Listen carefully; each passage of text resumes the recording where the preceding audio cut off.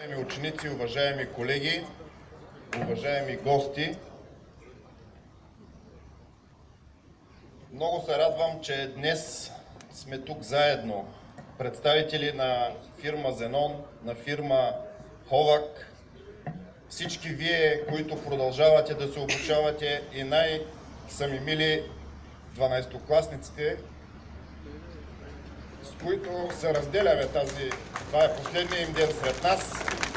Радвам се, че успяха в трудното ежедневие на нашето училище да се справят с държавните зрелостни изпити, някои от тях и с изпитите за професионална квалификация.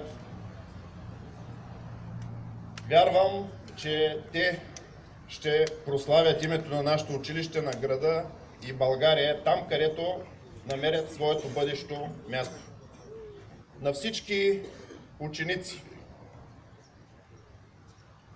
изразявам своята благодарност за отговорното отношение към учебния процес, към дейностите, които реализирахме в извънкласната и извънучебна ангажираност към проекти, състезания, олимпиади. Днес ще отличим част от вас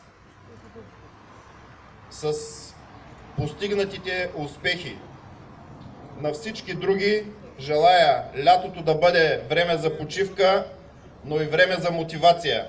Много искам да сте по-мотивирани, по-агресивни в желанието да се реализирате като ученици и като успешни специалисти в областите, в които се подготвяте. Фирмите ви очакват ученици, очакват ви висшите учебни заведения, очаква ви живота. На 12-класниците желая успех още веднъж и много се радвам, че вие сте част от голямото семейство на Симеоновото воинство.